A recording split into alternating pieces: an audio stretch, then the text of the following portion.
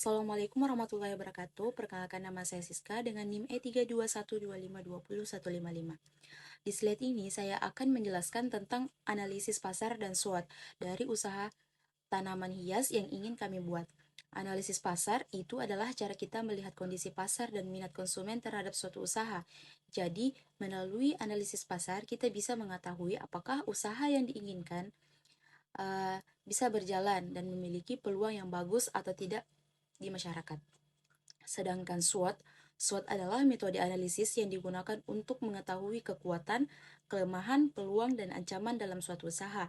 Dengan SWOT, kita bisa memahami kelebihan usaha kita, sekaligus mengetahui tantangan yang mungkin akan dihadapi.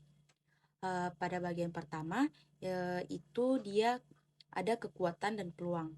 Kekuatan adalah kelebihan yang dimiliki usaha kita dibandingkan usaha lain. Sedangkan peluang adalah kesempatan yang bisa dimanfaatkan agar usaha berkembang lebih baik. Di usaha tanaman hias ini, kekuatan dan peluangnya adalah saat ini tren dekorasi rumah minimalis, sedangkan dia memiliki keminatan cukup tinggi. Banyak orang menyukai tanaman hias karena membuat rumah terlihat lebih estetik, segar, dan nyaman. Selain itu, tanaman hias juga memiliki peluang keuntungan yang cukup besar, terutama jika jenis tanamannya sedang populer dan banyak diminati oleh masyarakat. Kemudian, pada bagian kelemahan dan ancaman.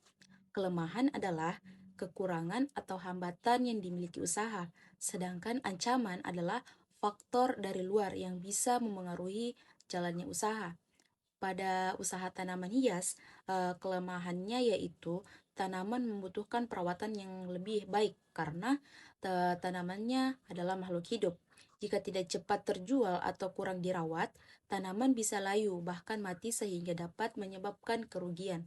Sedangkan ancaman adalah tren tanaman hias cepat berubah sehingga penjual harus terus mengikuti perkembangan pasar yang diminati oleh konsumen.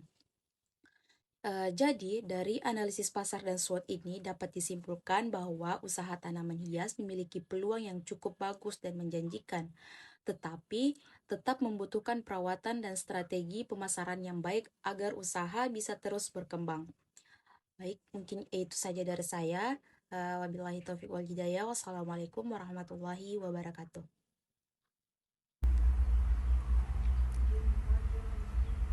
Metode penentuan harga jual.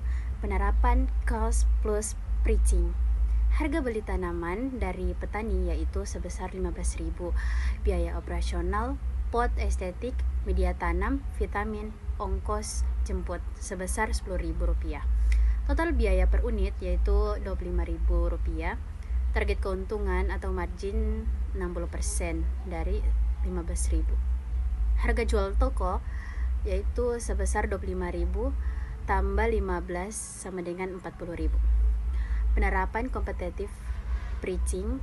Metode ini dilakukan dengan cara mengecek harga tanam sejenis di pasar atau toko keliling terdekat, lalu memasang harga sedikit di bawahnya atau sama, tetapi dengan memberikan bonus media tanam gratis agar lebih menarik. Assalamualaikum warahmatullahi wabarakatuh. Saya Muhammad Fauzan dan akhiran NIM 045. Di sini saya akan membaca materi metode manajemen stok barang. Metode penerapan manajemen stok barang terbagi dua, ada FIFO Freeze Trim Out sama Juice Trim Out.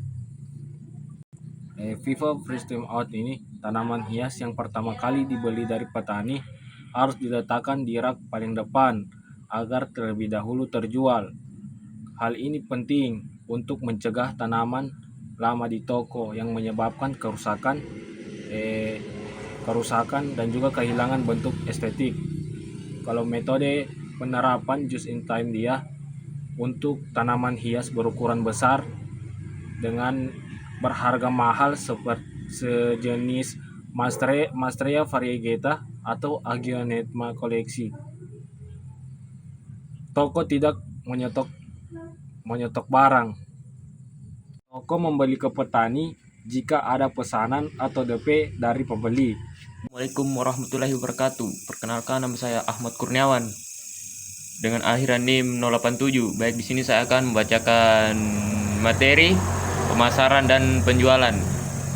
Pemasaran dan penjualan terbagi menjadi 3. Yang pertama itu ada offline, seperti membuka lapak fisik atau kios mini di pinggir jalan yang strategis atau mengikuti pemasaran. Kedua ada online, contohnya seperti foto tanaman dibuat sangat estetik dengan latar bersih, lalu dipajang di Instagram, TikTok, dan marketplace untuk menjangkau pembeli di luar kota.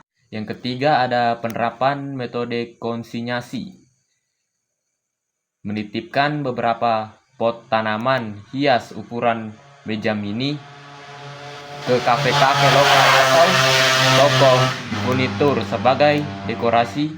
Jika ada pengunjung kafe yang tertarik dan membelinya, baru dihasil dengan pemilik kafe. Oke, saya akan membacakan metode analisis keuangan atau biasa disebut penggunaan modal. Yang pertama, penerapan payback period. Jika total modal awal adalah 5 juta rupiah dan target keuntungan bersih rata-rata per bulan adalah 1.250.000, maka modal akan balik dalam waktu 5 juta per 1.250.000, yaitu 4. Yang kedua, penerapan return on investment atau biasa disebut ROI. Menghitung efisiensi modal. Jika dalam 1 tahun total keuntungan bersih didapat sebesar 15 juta rupiah dari total modal investasi 5 juta, maka nilai ROI-nya adalah 15 juta per 5 juta dikali 100%, yaitu 3 kali 100% menjadi 300%. Terima kasih. Oke, baik, saya akan menjelaskan kesimpulannya. Konsep usaha dagang tanaman hias adalah bahwa usaha tanaman hias memiliki peluang bisnis yang cukup menjanjikan karena tingginya minat masyarakat terhadap dekorasi rumah yang estetik dari minimalis usaha. Ini dapat memberikan keuntungan yang besar apabila dikelola dengan strategi yang tepat, mulai dari penentuan harga, pengolahan stok, pemasaran hingga analisis keuangan. Dari presentasi ini adalah bahwa usaha tanaman hias memiliki peluang keuntungan yang besar karena tingginya minat masyarakat terhadap dekorasi estetik. Keberhasilan usaha dapat didukung melalui penentuan harga yang tepat, pengolahan stok yang baik, strategi pemasaran online dan offline, serta pengolahan keuangan yang efektif sehingga modal dapat kembali dengan cepat dan usaha menjadi lebih menguntungkan. Oke, baik. Terima kasih. Itu saja.